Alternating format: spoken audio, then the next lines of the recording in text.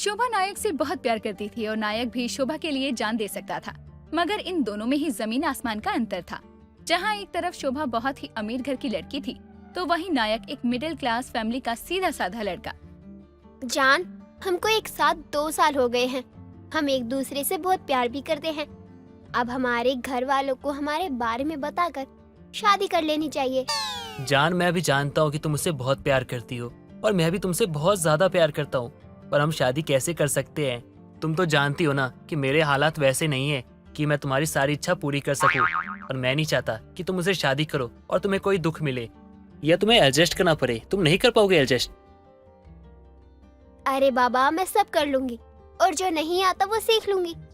शोभा अपने घर पर नायक के बारे में बताती है और नायक के भोले नेचर को और अच्छी फैमिली को देखकर उसके घर वाले उसकी शादी नायक से करवा देते हैं। शादी के अगले दिन शोभा नायक से कहती है, जान, मुझे बाहर का खाना खाने का बहुत मन हो रहा है। प्लीज चलो ना, कहीं बाहर खाना खा कर आते हैं, कुछ अच्छा सा। ठीक है मेरी जान, तुम अगर ऐसा चाहती हो तो ऐसा ही होगा। मैं तुमसे शादी नहीं करना चाहता था क्योंकि मैं नहीं चाहता था तुम्हें दुख मिले, लेकिन अब तुमसे शादी नहीं करूंगा तो भी तुम्हें दुख मिलेगा, इसलिए मैं तैयार हूँ तुमसे शादी करने के लिए। शोभा अपनी दहेज में आई हुई कार निकालती है और खुद उसे चलाकर नायक को एक 7 स्टार होटल में लेकर जाती है और नायक बोलता है, हे भगवान, इतने पैसे! अरे एक दिन में आग लगाएगी क्या? अरे इतना महंगा खाना है, मैं क्या करूं? अगर यहाँ मैंने खाना खाया तो मैं तो क्या, मेरा पूरा खानदान यहाँ बर्तन मांजता रहेगा ना, तब भी पूरी जिंदगी यहाँ का बिल चुका नहीं पाएगा। और अगर इससे पैसे लिए तो वो अच्छा भी नहीं लगेगा, और नहीं लिए तब तो गया मैं। अब क्या करूं मैं? फिर भी नायक शोभा के साथ अंदर जाता है और मेन्यू देखकर बोलता है, आज तो बहुत बुरा फंसने वाला हूँ मैं। हे भगवान, बचा ले। तुझे 50 रुपए की बूंदी का प्रसाद चढ़ाऊंगा। अरे यार बचा ले भगवान, मैं क्या करूँ? कहाँ से लाऊंगा इतने पैसे? किडनी भी नहीं बेच सकता क्योंकि चाय इतनी पसंद है। अगर किडनी बेच दी तो चाय कैसे पीऊंगा? अबे क्या करूँ मैं, कुछ समझ नहीं आ रहा। नायक और शोभा दोनों मेन्यू देख रहे होते हैं कि तभी नायक खुद को उस होटल के बर्तन मांजता इमेजिन करता है, जिसके बाद वो बोलता है, नहीं नहीं, ऐसा कुछ नहीं होगा। मैं बर्तन नहीं मांजूंगा। अरे यार कैसे बर्तन मांज दूं? क्या सोचेगी ये मेरे बारे में? नहीं नहीं, कुछ तो कर, कुछ तो कर। नायक एक टिश्यू पेपर पर कुछ लिखकर शोभा को देता है।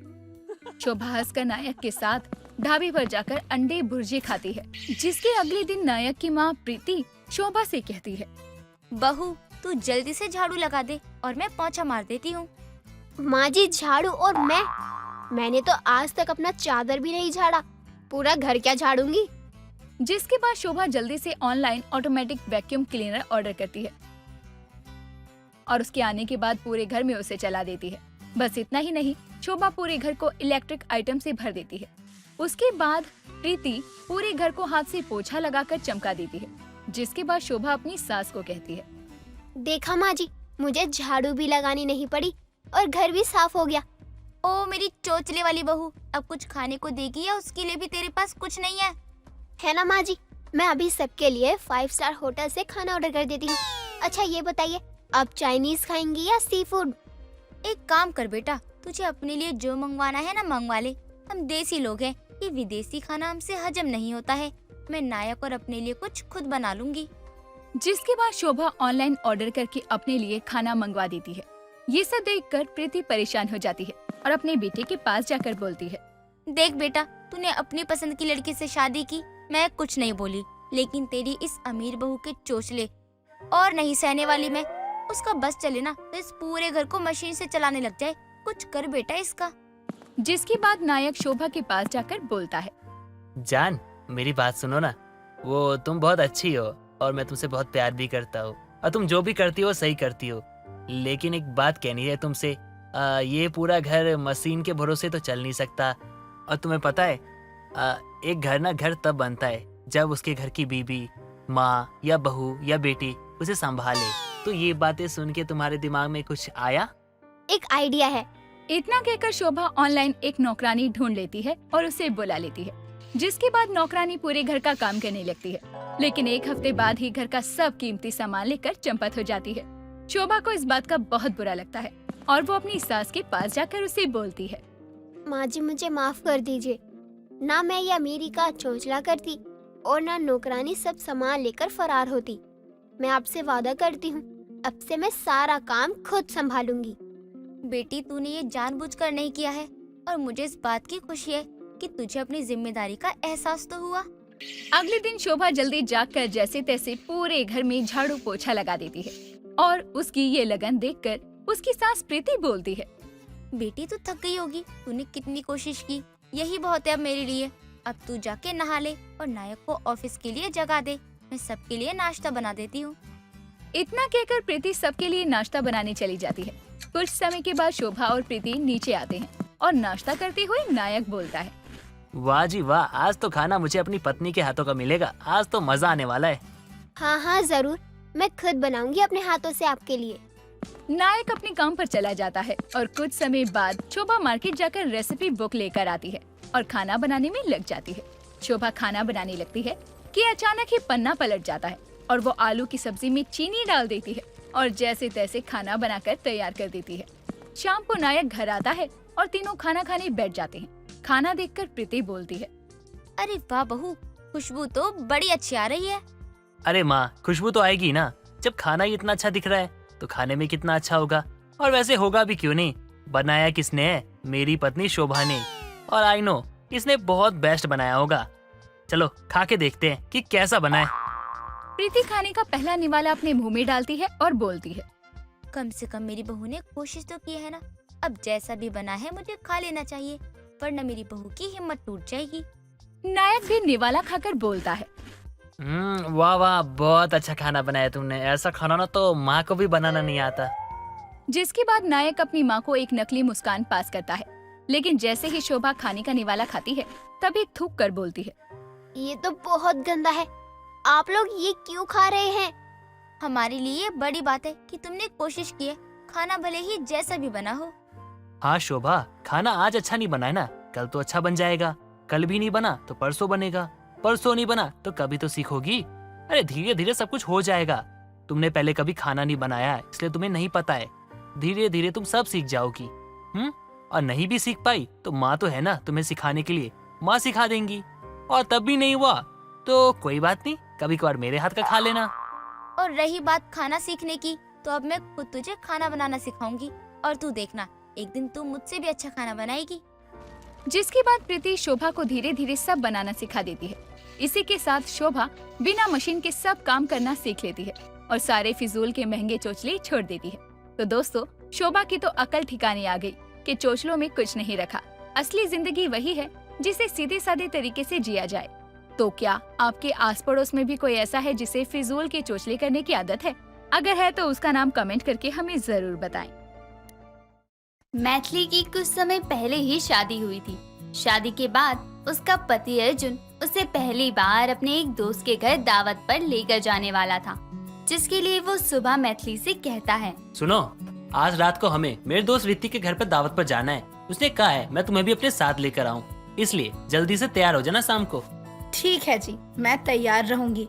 आप आ जाना, फिर हम दोनों साथ चलेंगे। इतना कहकर मैथिली अपने काम में लग जाती है और अर्जुन अपने काम पर चला जाता है। शाम को मैथिली घर का सारा काम करने के बाद तैयार हो जाती है और अर्जुन के साथ उसके दोस्त के घर चली जाती है। ऋतिक के घर पर उसकी पत्नी ने मेथी के पकौड़े बनाए थे, जिन्हें खाकर मैथिली बहुत खुश होती है और तारीफ करते हुए कहती है, अरे वाह दीदी, ये पकोड़े तो बहुत ही स्वादिष्ट है, साथ ही कुरकुरे भी बहुत है। लेकिन ये पालक के पकोड़े तो लग नहीं रहे। फिर किस चीज के पकोड़े हैं ये? अरे ये तो मेथी के पकोड़े हैं, मेरी माँ ने मुझे यही बनाना सिखाया है। अच्छा, ये तो बहुत अच्छी बात है और इनका टेस्ट भी लाजवाब है। क्या आप मुझे बनाना सिखा सकती हैं ये मेथी के पकोड़े? हाँ हाँ, क्यों नहीं, मैं तुम्हें बताती हूँ कि इन्हें कैसे बनाते हैं। चलो मेरे साथ किचन में। इतना कहकर सुमन मैथिली को अपने साथ किचन में लेकर जाती है और उसे मेथी के पकौड़े बनाना सिखाती है। कुछ देर बाद दोनों मेथी के पकौड़े बनाकर लेकर आते हैं और चारों मिलकर इन पकौड़ों को खाते हैं। अर्जुन और ऋतिक भी मैथिली की बहुत तारीफ करते हैं, जिसके बाद सुमन मैथिली से कहती है, अरे वाह मैथिली, तुम तो बड़ी जल्दी मेथी के पकोड़े बनाना सीख गई। मुझे नहीं पता था कि तुम इतनी जल्दी इतने अच्छे पकोड़े बनाना सीख जाओगी। सही कह रही है भाभी, मुझे तो पता ही नहीं था मेरी पत्नी इतने अच्छे मेथी के पकोड़े बना लेती है। अब तो मैं रोज तुम्हारे हाथों के ना मेथी के पकोड़े बनवा कर खाऊंगा। अरे नहीं नहीं भैया, आप रोज रोज मत खाना मेथी के पकोड़े, क्योंकि इसका बहुत नुकसान भी होता है। अरे दीदी, इसके क्या नुकसान होंगे? ये तो हेल्दी होते हैं ना, सेहत के लिए। नहीं नहीं मैथिली, हमारे एक मामा जी थे, उन्हें भी मेथी के पकोड़े बहुत पसंद थे और मेरी मामी से वो रोज मेथी के पकोड़े बनवाते थे और वो भी बड़े ही मजे से खाया करते थे। लेकिन पकोड़े में ज्यादा तेल होने की वजह से उनकी हालत खराब हो गई और वो बीमार होते गए और एक दिन रोज तले पकोड़े खाने की वजह से उनको दिल का दौरा आ गया और उनकी जान चली गई। ओह, ये तो बहुत बुरा हुआ आपके मामा जी के साथ। हाँ, सही कहा आपने, उनके साथ तो ये बहुत गलत हुआ है। हाँ, इसलिए कह रही हूँ कि मेथी के पकोड़े ज्यादा नहीं खाने चाहिए, वरना मेरे मामा जैसा ही हाल हो जाएगा। कुछ देर सभी बात करते हैं और फिर अर्जुन मैथिली अपने घर चले जाते हैं। घर आकर मैथिली सभी के लिए खाने में वही मेथी के पकौड़े बना कर लाती है, जिसे खाकर उसकी सास और ननद कहती है, अरे वाह बहू, तूने तो कमाल ही कर दिया। आज से पहले मैंने इतने अच्छे मेथी के पकौड़े नहीं खाए। बहू, तू एक काम करना, कल सुबह चाय के साथ भी यही मेथी के पकौड़े बना देना हम सबके लिए। ठीक है माँ जी, कल मैं सभी के लिए मेथी के पकोड़े बना दूंगी। अगली सुबह मैथिली सभी के लिए मेथी के पकौड़े बना देती है और सभी बड़े ही स्वाद लेकर उन्हें खाते हैं। और अब हर सुबह मैथिली सभी के लिए चाय के साथ मेथी के पकौड़े ही बनाया करती और रोज रोज ही मेथी के पकौड़े मिलने पर एक सुबह उसकी सास सरस्वती उससे कहती है, अरे बहू देख, माना कि मेथी के पकौड़े बनाना और खाना बहुत पसंद है, लेकिन थोड़ा बहुत हमारे बारे में भी तो सोच। हम रोज रोज एक ही चीज नहीं खा सकते ना। अरे मम्मी जी, आप भी ना जाने कैसी बात कर रही हैं। कितने अच्छे और स्वादिष्ट है तो ये मेथी के पकोड़े, और पता नहीं आपको ये पसंद क्यों नहीं आ रहे। मुझे तो बहुत पसंद है। अरे बहू, मैं ये नहीं कह रही हूँ कि मुझे नहीं पसंद है मेथी के पकौड़े, पसंद है, पर ये चीजें रोज रोज खाने की नहीं होती है, समझी तुम? ये चीजें कभी कभी खाई जाती हैं। रोज रोज खाने से तुम्हारे शरीर में दिक्कत हो सकती है। माँ जी, ऐसा कुछ नहीं है, ये सब फालतू की बातें होती हैं कि ये ज्यादा खाओगे तो ये हो जाएगा, वो खाओगे तो वो हो जाएगा, और होता कुछ नहीं है। अरे बहू देख, मेरा काम है तुम्हें समझाना, बाकी तुम समझो या ना समझो तुम्हारी मर्जी है। जब बीमार हो जाओगी ना, तब ना कहना कि किसी ने समझाया नहीं। अरे माँ जी, आप फिक्र मत करो, मुझे कुछ नहीं होगा। इतना कहकर मैथिली वहाँ से चली जाती है और सरस्वती भी अपने कमरे में जाती है। अब हर दिन मैथिली सभी के लिए तो ना सही, लेकिन अपने लिए मेथी के पकोड़े जरूर बनाया करती और मजे से खाया करती। और उसे रोज रोज मेथी के पकोड़े खाता देखकर एक रोज अर्जुन भी उसे टोकते हुए कहता है, अरे ये क्या खा रही हो मैथिली? ये क्या? ये तो मेथी के पकोड़े हैं, तुम फिर से खा रही हो? मैथिली, रोज रोज नहीं खाने चाहिए मेथी के पकोड़े। अरे अब आप भी चालू हो गए। कुछ दिन पहले माँ जी मुझे टोका करती थी, लेकिन अब आप भी घर में चालू हो गए। अरे मुझे इस घर में मेरी मर्जी से कोई कुछ खाने नहीं दे सकता क्या? मैथिली, तुम्हें खाने से कोई नहीं रोक रहा है, हम बस तुम्हारी फिक्र करते हैं, इसलिए तुम्हें कह रहे हैं। मुझे मेरी बहुत फिक्र है, तो आप सब मेरी चिंता मत ही करो, बच्ची नहीं हूँ मैं। अरे बाबा, मेरा मतलब है कि भाभी ने बताया था ना कि रोज रोज मेथी के पकोड़े खाने से उनके मामा की क्या हालत हो गई थी, इसलिए मैं तुम्हें भी समझा रहा हूँ। और तुम मेरी पत्नी हो, इतना तो हक है मेरा कि तुम्हारी गलती पे मैं तुम्हें रोक सकूँ और तुम्हें डांट सकूँ। नहीं चाहिए मुझे तुम्हारी फिक्र और ना ही तुम्हारी सलाह। मैं जा रही हूँ अपने घर यहाँ से। जिसे देखो मेरे पीछे पड़ा रहता है और डांट नहीं लगता है। अच्छा, अब तुम्हें हमारी फिक्र भी डांट लग रही है? ठीक है, जाना है ना तो जाओ, मैं भी तुम्हें रोकूंगा नहीं। जब तुम बीमार हो जाओगी ना, तब मैं तुम्हें बताऊंगा। हाँ, जा रही हूँ, नहीं आऊंगी अब मैं वापस यहाँ पर जल्दी। देख लेना तुम, जब तक तुम्हें मेरी कदर नहीं होती तब तक मैं वापस नहीं आऊंगी, याद रखना इस बात को। इतना कहकर मैथिली अपने कमरे में जाकर अपना सामान पैक करने लगती है और वहाँ उसकी ननद रावी आकर कहती है, अरे भाभी, आप ये सामान लेकर कहाँ जा रही हैं? ननद जी, मैं अपने घर जा रही हूँ। यहाँ पर कोई मेरी कदर ही नहीं करता। जब देखो तब मुझे सब डांटते रहते हैं और हर चीज के लिए रोक टोक करते रहते हैं। अरे भाभी, आप ये क्या कह रही हैं? किसने आपको टोक दिया? इतने में वहाँ सरस्वती भी आ जाती है और मैथिली के हाथ में सामान देखकर कहती है, अरे बहू, ये सामान लेकर कहाँ जा रही हो? माँ, भाभी कह रही है कि वो अपने मायके जा रही हैं, क्योंकि उन्हें यहाँ पर सब टोकते हैं। अरे अर्जुन, तूने बहू से कुछ कहा क्या? लड़ाई की क्या तुम दोनों ने? अरे नहीं माँ, मैंने इसे ज्यादा मेथी के पकौड़े खाने से रोक दिया, इसलिए ये घर छोड़ के जाने के लिए कह रही है। इसे लगता है इसे हम खाने से रोकते हैं और टोकते हैं, तो ठीक है, अपने मायके में जाए और जाके खाए अपने मन पसंद के मेथी के पकौड़े, जितनी इसकी मर्जी हो उतनी। और जब बीमार होगी ना, तब इसे देखने कोई भी नहीं जाएगा। हाँ, तो मैं भी नहीं कह रही हूँ कि तुम आओ मुझे देखने या फिर मिलने, समझे? अरे बहू, क्या तुम भी छोटी छोटी बातों पर घर छोड़कर जाने की बात कर रही हो? नहीं कहेगा कोई भी तुम्हें कुछ, तुम्हारा जो मन करे वो खाओ। अब तो खुश हो ना? लेकिन उस दिन के बाद से अर्जुन उससे बात करना बंद कर देता है और अब धीरे धीरे मैथिली को अपनी गलती का एहसास होता है। मैथिली मेथी के पकोड़े खाना छोड़ देती है, पर तब तक काफी देर हो चुकी थी। ज्यादा तली हुई चीज खाने से उसका शरीर फूलने लगता है और एक दिन वो बहुत बीमार हो जाती है और चलते चलते ही बेहोश हो जाती है। और जब उसकी आंखें खुलती हैं तो वो खुद को हॉस्पिटल में पाती है। उसके सामने उसकी ननद रावी और सास सरस्वती थी, जिसे देखकर वो कहती है, मैं कहाँ हूँ माँ जी? बहू, तुम हॉस्पिटल में हो? क्या हॉस्पिटल? पर मैं, माँ जी, ये सब कैसे हुआ और मुझे क्या हुआ है? भाभी, आप कमरे से बाहर जा रही थी और अचानक से बेहोश हो गई, जिसके बाद भैया आपको जल्दी से उठाकर हॉस्पिटल ले आए और यहाँ पर डॉक्टर ने बताया कि ज्यादा पकौड़े और ऑयली चीज खाने से आपकी तबीयत खराब हो गई थी। आपको पता है भैया और हम सब आपके लिए कितने परेशान हो गए थे। भैया तो अब भी आपके लिए बाहर से दवाई लेने गए हैं। माँ जी, मुझे माफ कर देना, मैंने आपकी और अर्जुन जी की एक नहीं सुनी और रोज मेथी के पकोड़े खाया करती थी, जिस वजह से अर्जुन जी भी मुझसे दूर होने लगे।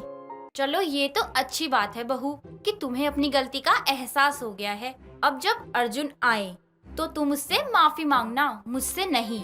इतने में वहाँ अर्जुन भी आ जाता है और मैथिली अर्जुन से भी माफी मांगती है और कभी मेथी के पकौड़े या तली हुई चीजों को हद से ज्यादा ना खाने का वादा भी करती है।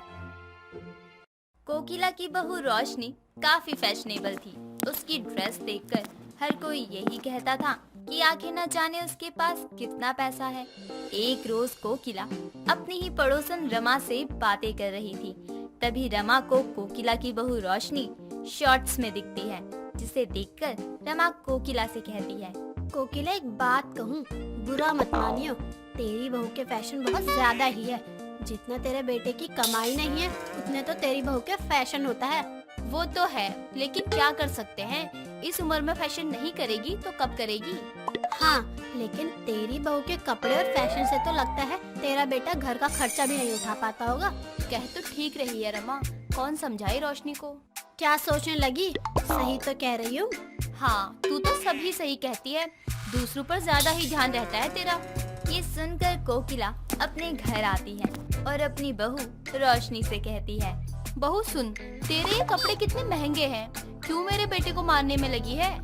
माँ जी, जरूर आपसे ये बात रमा आंटी ने कही होगी। कल ही उनकी बहू राधिका ने मुझसे पूछा था कि आखिर तेरे पति को इतनी कमाई भी नहीं है तो तू इतने महंगे कपड़े क्यों पहनती है। तभी रमा भी मुझसे तेरे कपड़ों को लेकर कह रही थी कि तेरे बेटे की आधी से ज्यादा कमाई तो तेरी बहू के फैशन में जाती होगी। यही मुझसे राधिका ने भी कही थी माँ जी। पर बहू, कह तो वो लोग भी सही रहे थे। माँ जी, लेकिन ये तो बहुत ही सस्ते कपड़े हैं। आपको नहीं पता, मैं अपने सारे कपड़े सरोजनी नगर की मार्केट से लाती हूँ और ये लोग मेरे कपड़ों को ब्रांडेड समझ लेते हैं, तो मेरी क्या ही गलती। क्या सच बोल रही है बहू? 100-200 वाले कपड़े भी इतने अच्छे? अच्छे भी और सस्ते भी और टिकाऊ भी माँ जी, लेकिन ये किसी को बताना नहीं। सही है बहू, अच्छे और सस्ते कपड़े आज के समय में मिल पाना बहुत मुश्किल है, पर जो भी है अच्छा है। कोकिला भी अपनी बहू की बात किसी से नहीं कहती कि आखिर रोशनी के इतने अच्छे और महंगे कपड़े, जैसा कि लोग समझते थे, वो दरअसल बेहद ही सस्ते थे। एक रोज कोकिला और रोशनी एक शादी अटेंड करते हैं, जहाँ पर कोकिला और रोशनी की मुलाकात रमा और उसकी बहू राधिका से होती है। तभी राधिका रोशनी की साड़ी को देखकर उससे कहती है, ओह जीजस, रोशनी तुम्हारी साड़ी कितनी सुंदर है, वाकई बहुत प्यारी लग रही हो तुम इसमें। कहाँ से लाती हो इतने अच्छे कपड़े? ओह, ये तो मुझे अंकित ने दी है मेरी शादी की सालगिरह पर। भाई साहब ही ठीक है जो तुम्हारे लिए इतने अच्छे कपड़े ला कर देते हैं। मेरे उनको तो कुछ खरीदना ही नहीं आता और ना ही कुछ देना। ओ ऐसा है क्या? रोशनी के जाने के बाद राधिका अपनी सास रमा से कहती है, माँ जी आपने देखा ना, रोशनी ने कितनी अच्छी साड़ी पहनी है। हर कोई सिर्फ रोशनी को ही देख रहा है और एक आपका बेटा है जो मुझे कुछ ला कर ही नहीं देता है, जैसे मेरी तो उन्हें कोई परवाह ही नहीं है। चुप कर तू। कोकिला की बहू के पास तो ज्यादा पैसे आ गए हैं, तू भी अपने पति को बिकवा दे। आप लोगों से तो कुछ बोलना ही बेकार है। ये कहकर वो उसे चुप करवा देती है। अगली रोज रमा कोकिला से मिलने आती है और कहती है, कोकिला, तेरी बहू ने मेरी बहू को बिगाड़ दिया है। वो भी तेरी बहू की तरह जिद करने लगी है कि उसे भी शॉर्ट्स पहनने हैं, जीन्स पहनने हैं। बताओ कहाँ से उसकी डिमांडें पूरी करूँ? तो बहू भी तो एक ही है तेरी, तू उसकी जिद नहीं पूरी करेगी तो किसकी करेगी? मैं उसे कपड़े दे तो रही हूँ, लेकिन अब मैं उसे तेरी बहू की तरह महंगे कपड़े नहीं दिलवा सकती, इसलिए अपनी बहू को समझा कर रख। इतना कहकर वो चली जाती है। अगली रोज रोशनी सरोजनी नगर जाती है, जहाँ से रोशनी बहुत सस्ते और अच्छे अच्छे कपड़े लाती है। तभी मार्केट में उसे रमा मिल जाती है, जो रोशनी को देखकर कहती है, अरे बहू, तू यहाँ क्या कर रही है इस मार्केट में? कहीं तू यहाँ से कपड़े लेने तो नहीं आई? अरे आंटी, आप यहाँ क्या कर रही हो? मैं तो यहाँ से गुजर रही थी, सोचा देख लूँ। सब कहते हैं यहाँ कपड़े अच्छे मिलते हैं, लेकिन यहाँ तो मुझे कुछ पसंद ही नहीं आया।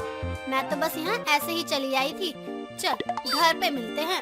ये कहकर रमा आगे निकल जाती है और जाते हुए मन में खुद से कहती है, बाल बाल बच गई।